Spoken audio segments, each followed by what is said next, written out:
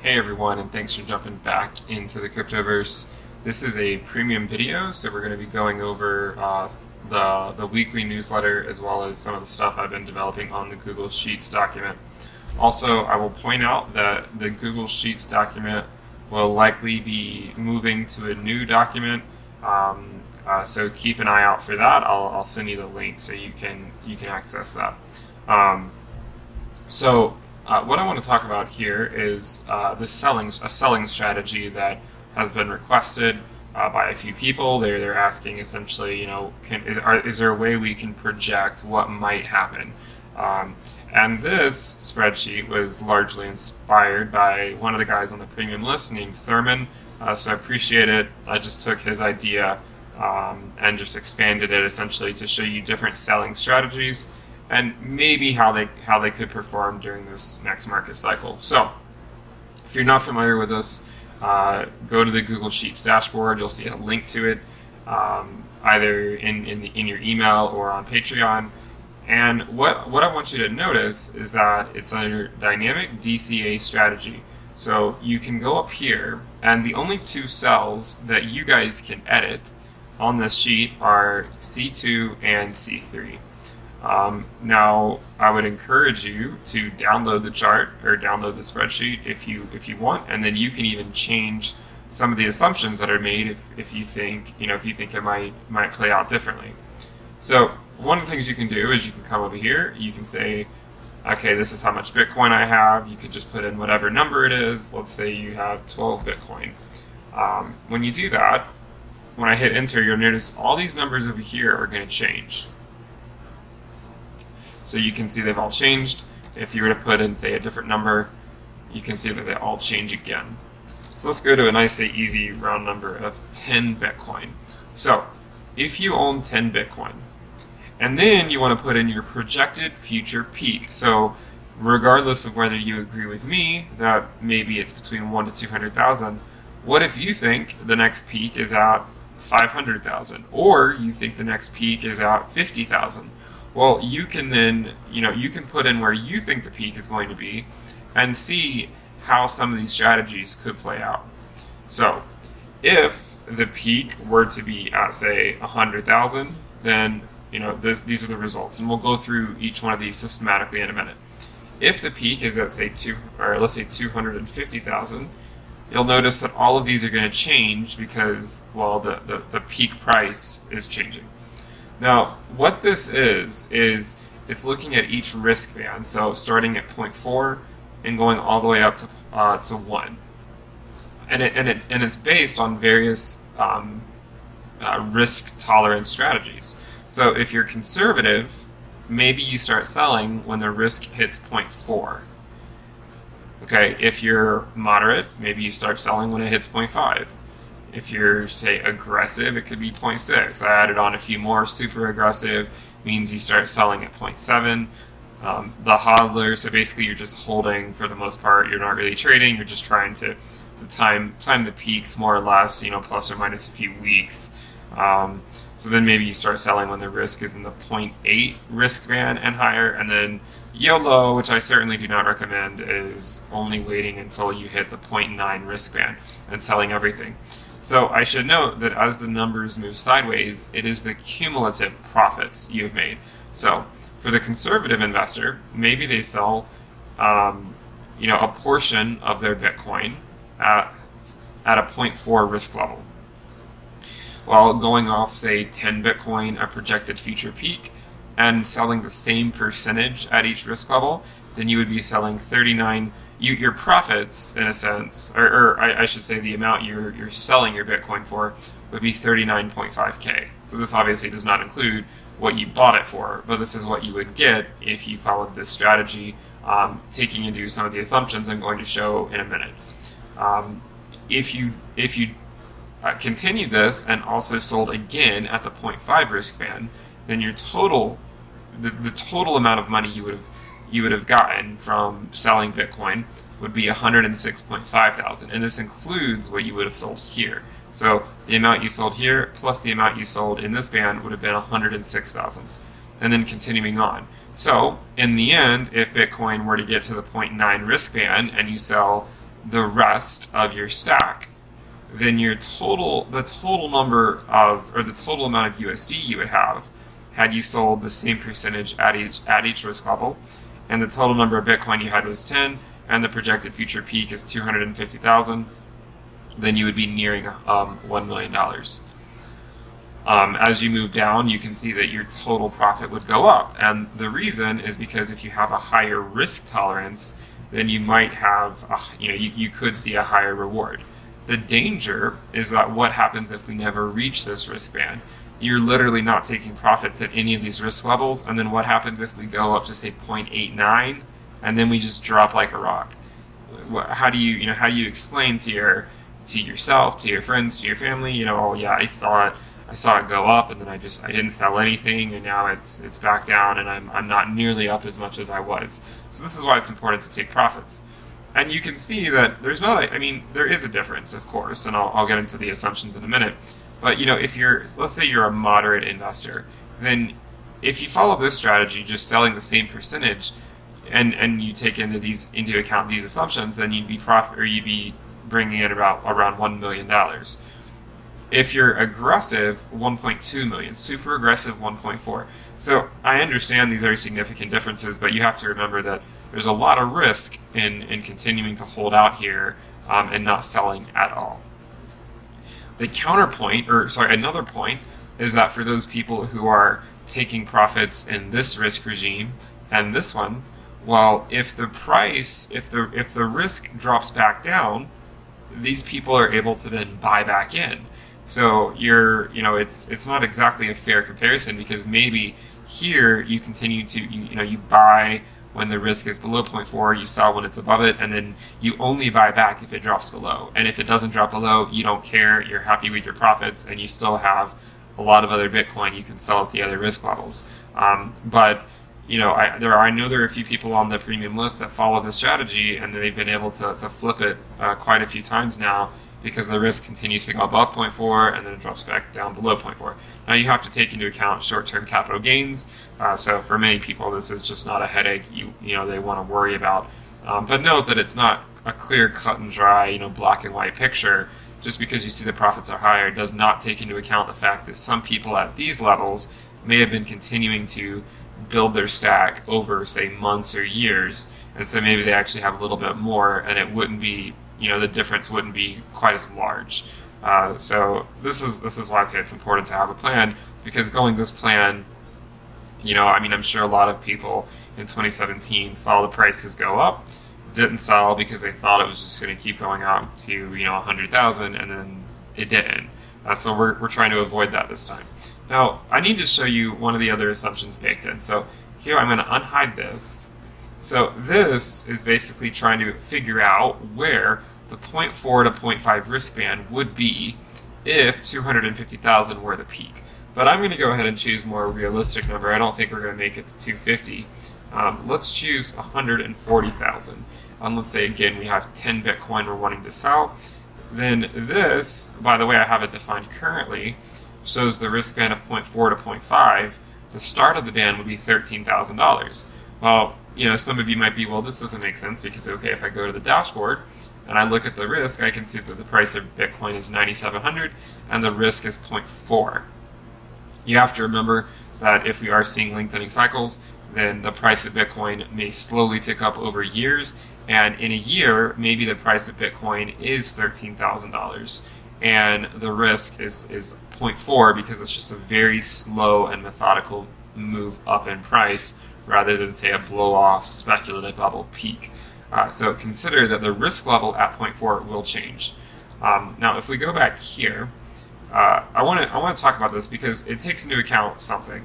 So first of all, what I first did was I just took the ratio between what it currently is. So I was first doing it by saying, okay, well, we know that the risk of Bitcoin at essentially 1 is $40,000.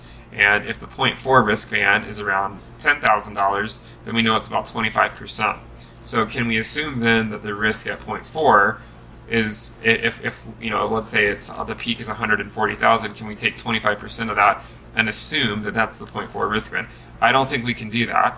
because it leads to a very high value in the start of this risk band that doesn't make a whole lot of sense, and it gets dwarfed by the fact by how quickly the price can move up later on, and thus it shows you what the point 0.4 risk band would be when Bitcoin is about to crash.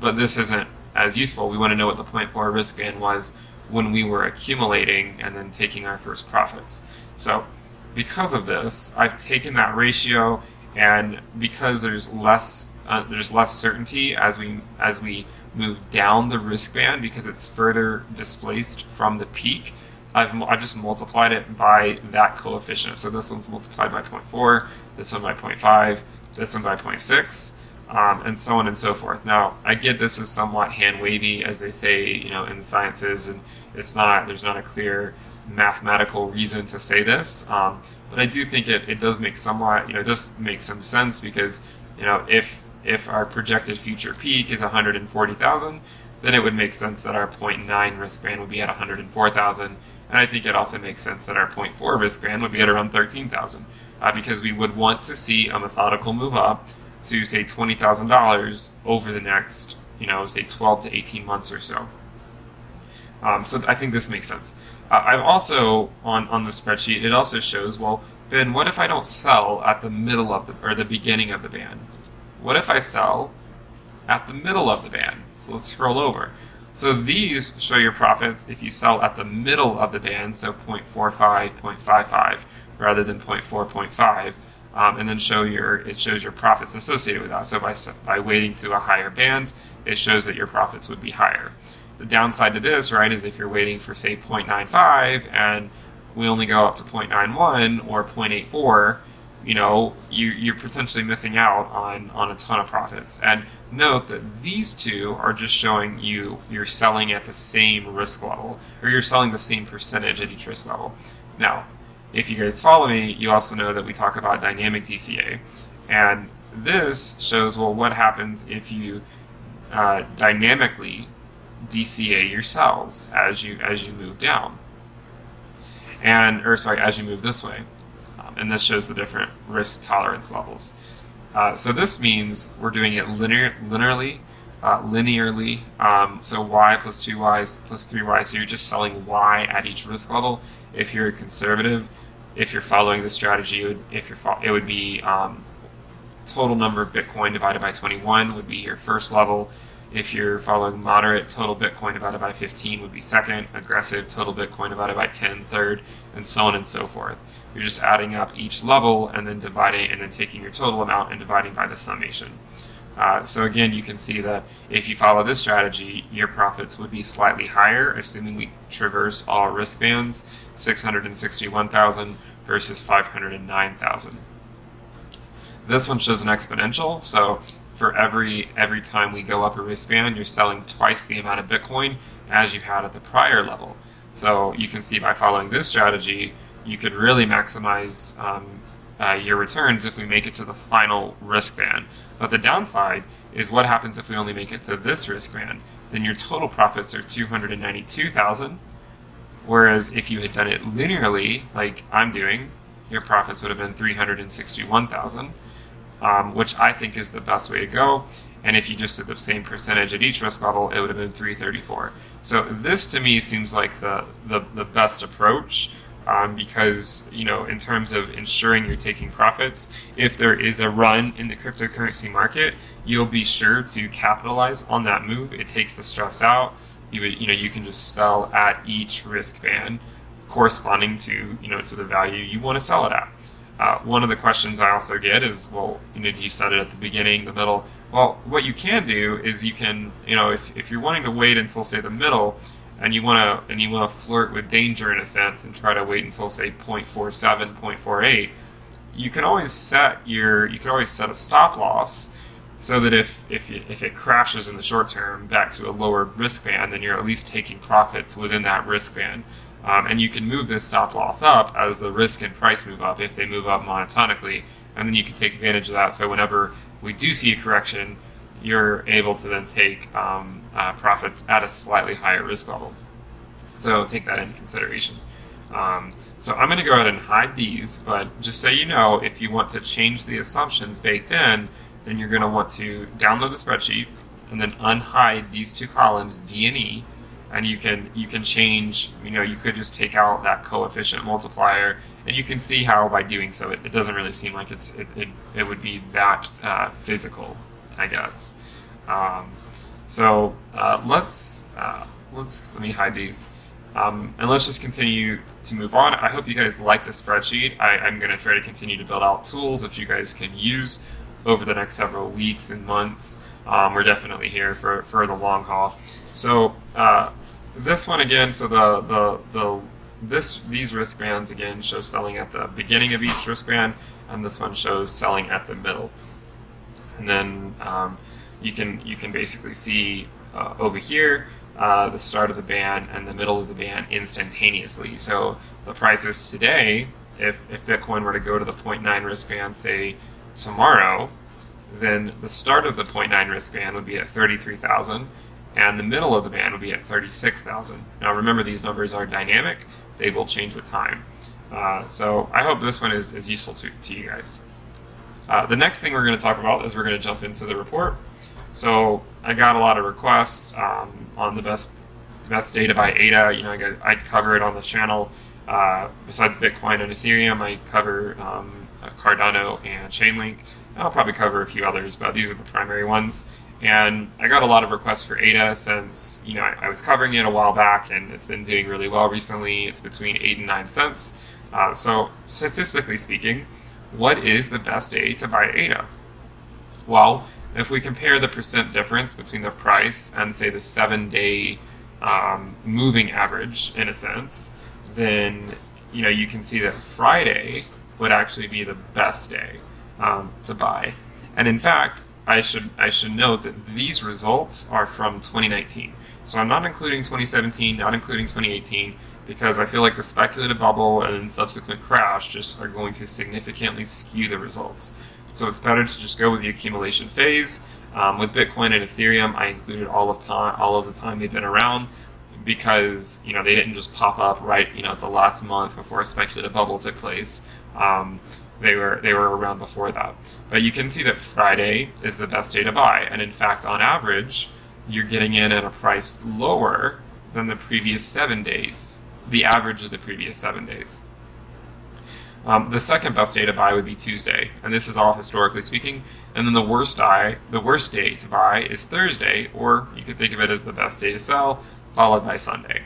The same holds true for the 14-day. If you're looking at the previous 2 weeks, you can see that Friday is the best, Tuesday is the second best. But it switches. Firstly, you can see they're kind of equivalent here. Tuesday and Friday are essentially the same in terms of best day to buy. But when you compare it to, say, the 1 month moving average, but when you compare it to the 2 month, you can see that Tuesday is very slightly better. So I decided to say, okay, well, Tuesday and Friday are essentially the same in terms of trying to maximize the amount of ADA you're getting for your money, historically speaking. But what happens if you look at your, say, average purchase point? So you can see it in the text. If you had only ever purchased ADA on Tuesdays since 2019, your average purchase price would have been 0.056 cents. So, a little over 5.5 cents. Had you only ever done it on Fridays, your average purchase price would have been 0.057. So a very slight difference. On Thursdays, on the other hand, it would have been 0.059.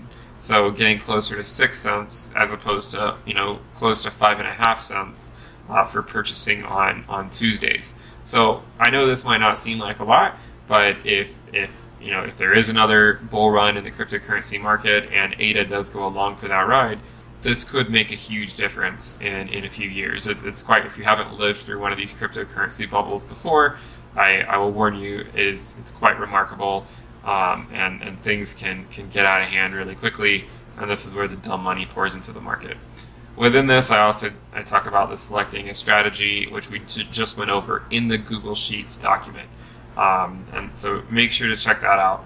And I'm also, again, look for a new link to a new Google Sheets document as we move forward. I'll probably have to change it up every month or two just to keep it so that the premium subscribers are getting access and other people aren't finding ways to get access to the sheet. And then finally, we're looking at the risk metric. One of the things I did was in the first figure for each risk metric, I've zoomed it in so you can actually see what's going on at the present day a lot easier, rather than seeing just the graphs that show, say, 10 years of history, which isn't really that useful.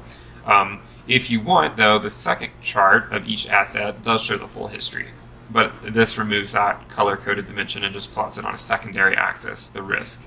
So here you can see, kind of where we are in the short term and how opportunistic this move was for everyone to be purchasing. So if you see something like this happen again, capitulating at the bottom, looking at looking historically at Bitcoin is usually not a good move in the short term. So it's best not to be selling when at the very bottom. And you don't want to be selling when Bitcoin's crashing like 60% in a day. Typically, this is historically speaking, of course. If we continue to march through these, you can see Ethereum. So Ethereum looks pretty similar to Bitcoin. We're making another run up here. I have Litecoin on here. Some people ask me why I do Litecoin. The reason is just because it's been around for a long time, so there's a lot of data that I can work with. And I do know that some people do hold Litecoin. I don't personally hold it right now, just because I tend to think that it's likely going to more or less move sideways for an extended period of time. And I just think there's a lot of better projects out there, personally speaking. One of the things I was requested to talk about was the here you can see ADA has really started moving up recently. And I've been saying this for a long time, even when it was at 2 to 3 cents. I've said I will no longer purchase ADA when it gets to 10 cents. I don't know if we're going to get there, soon. Maybe we get there tomorrow. Maybe we get there next week.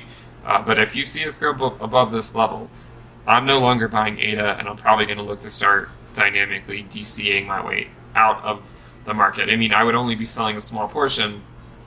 But again, when things move up this quickly, they typically come with a retracement. And if you're not familiar with ADA, this move is likely coming on the back of the launch of the speculated launch of mainnet, which they said they announced is going to be in like a month or so. So I could see, it's possible there's going to be a huge sell-off when that happens, but that's still a few weeks off. So, in the short term, as long as Bitcoin continues to do well, I have no reason to think that ADA is about to start doing really poorly. But if you bought down here at 2 cents or 3 cents and you're looking to take profits, again, there's nothing wrong with taking profits, especially if the only reason that you bought ADA in the first place was because, Ben said so. If you're primarily holding Bitcoin and Ethereum and you want to increase those positions for the next bull run, this could present a timely opportunity. Personally, for me, I will hold it until we hit hopefully 10 cents, and then I will look to start taking some profits there. But again, just figure out what your own risk tolerance is. Finally, we have the S&P 500, so I just wanted to briefly touch on this. I made a public video back in March talking about the S&P 500, and when the risk down here was 0.29, I made a video and said, okay guys, well, historically speaking, we don't spend much time at this level, so I'm going to start buying. And since then, I've been buying 2 Fidelity index funds, FCILX and FC ROX, and one's international, one's domestic for the United States, of course. So I've been buying these, and they have been doing fairly well the last few weeks, or the last few months, I should say. But we are starting to get the risk level is starting to get higher up now. I think the risk, if we go back to the table, the risk is 0.61. So it's getting higher, and if you look at the entire chart for the S&P 500, it's hard to see on here, but if you squint, you can kind of see that we don't spend a lot of time above, say, 0.75 or 0.8. So if we get to that level in the short term, then the risk on that is going to be very high. Now, I treat traditional markets a lot different than cryptocurrency.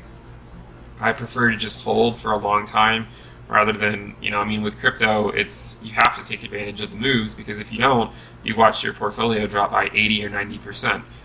Whereas with traditional markets, usually they tend to just, move slower and slowly, or, slower move up rather than just, shoot up in a day.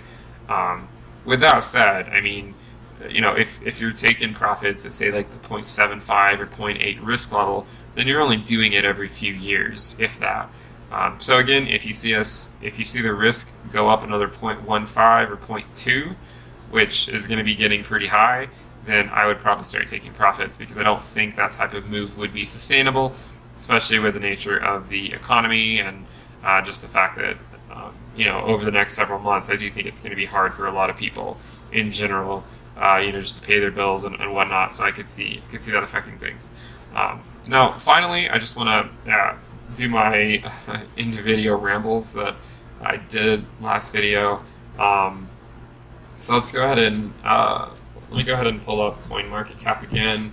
We also again have BLX. So since last week, not a whole lot has changed. We're about to start a new weekly candle.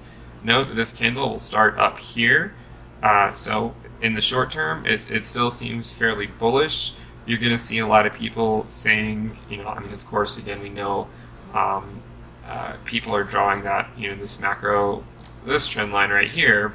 But again, it's easy to wiggle this around to fit any particular narrative. I get that it's all associated with probabilities and whatnot, but just remember that if you see us break above 10K, a strong move, and especially 10.5, 10.5 is where a lot of traders are focused, because this would be getting above our local peak. And if we can get above our local peak, then it helps establish the fact that that maybe we're finally breaking this 3-year downtrend. And this, if you see that happen, then you might see a lot of money pour into the market rather quickly, and the summer could be very exciting. On the other hand, if this doesn't happen, then I would imagine we might come back down at least to the 20-week at 82.70, potentially to the 200-week. Never discount the possibility of retesting the 200-week. We've already tested it once, twice, 3 times this market cycle. So what's one more test among friends? If you see it happen, it's good to have the capital on the sideline to take advantage of it. If you're putting yourself in a spot where if you see that happen and you're going to have to capitulate to pay your rent, then you're not doing yourself any favors. It's all about managing your risk, because if you get overexposed into the market and you can't tolerate it, then this could turn out very bad for you in the short term if you were to see another move like this. And remember, I mean, Bitcoin is brutal. We were at 97.50 February, and if you just fast forward to today, we're also at around 97.50. But look what happened in between. I mean, think about how many people sold down here and immediately regretted it a few weeks later. So in the short term, if you see a drop, it's just an opportunity to take advantage of for the next market cycle. If you're dynamically DCAing, you can increase this so that you're reducing your weighted risk. If you were buying a lot at the higher risk level, a lot of people ask, should you lump sum? I always think it's always fine to do whatever you're okay with in terms of risk, but in my view, it's always good to have money on the sidelines that can enter the market given the opportunity. So I hope that makes sense. And then finally, if we talk about CoinMarketCap, we talked about this last week. Bitcoin, Ethereum, the Ethereum ratio has been ticking upwards like we expected. Now that Bitcoin is above the 20-week and also above the 50-week, it's above both. So Ethereum has been gaining on Bitcoin fairly significantly over the last few weeks. So hopefully this continues, and I think it will as long as Bitcoin stays put. If Bitcoin starts to move to 14K, then you could see the dominance go up in the short term. Again, I don't hold numbers 5, 6, or 7 or 4 right now. So I also don't hold 3. I don't store anything in Tether. There are other stable coins I use, but not this one. So I don't hold 3, 4, 5, 6, or 7. I don't hold 8, but I don't think that 8 is necessarily a bad choice. Binance continues to maintain its lead on the market, then this is one of those coins that often gets overlooked by people. You don't really think about it as one of those coins that you might expect to see gains in. But if the cryptocurrency market were to go under a huge speculative bubble and everyone's pouring into Binance, and this coin is used to help pay the trading fees and can get you a reduction on the amount of fees you're paying, then it's not hard to imagine this price going up. And in fact, the peak in 2017, 2018 was $21, and at current day it's $17. So in terms of looking at most other coins, it's actually performing a lot better. And I think this is because it has some real utility. You can see back in the summer of 2019, it saw a significant move, and the price went up to $38, which is more than twice what it is today. So if you see a lot of volume into the market in the summer and a break to 14K, I would expect Binance Coin to also move back up because volume is going to be pouring into the major exchanges. Binance is basically the leading crypto-to-crypto exchange. People are going to want to reduce their trading fees. You can do that by purchasing the Binance Coin, and they also incentivize people to purchase it with other means. Again, I'm not saying you should necessarily use the exchange, but this is a coin that it tends to do well when you see volume coming into the market, just because of how it's positioned and its utility. If we continue, let me go back.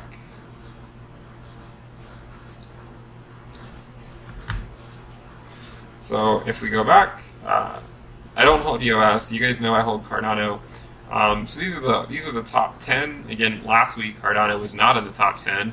I believe, and I think it's passed. I think it passed Tezos this last week.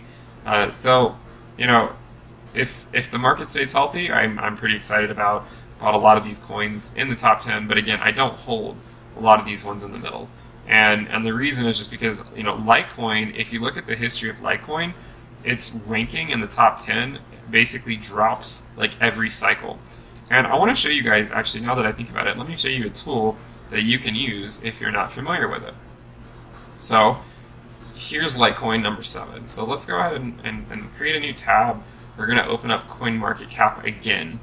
But this time we're going to go to let's see,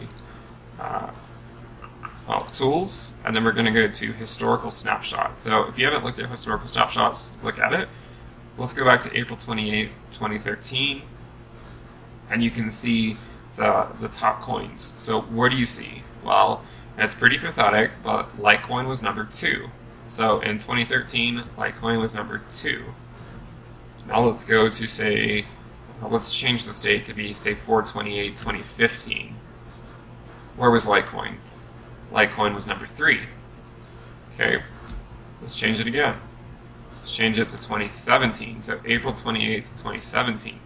Where was Litecoin? Number 4. You guys seeing the pattern here? Let's do it again.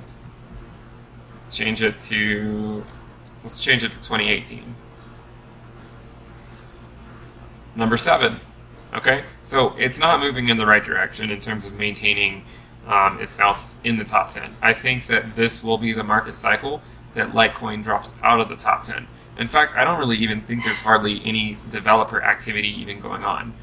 Maybe there's some, but I don't think there's a lot. So I think there's a lot of other projects out there that are worth your time rather than Litecoin. That doesn't mean it won't move up. If Bitcoin goes to 100K, I'm sure people are going to look at Litecoin on Coinbase and be like, oh, well, I can purchase 5 of these rather than 0.1 or some random fraction of Bitcoin. I'm going to do that. So I think that there's a good chance the price is going to go up, but I think the ROI would be better elsewhere, if that makes sense.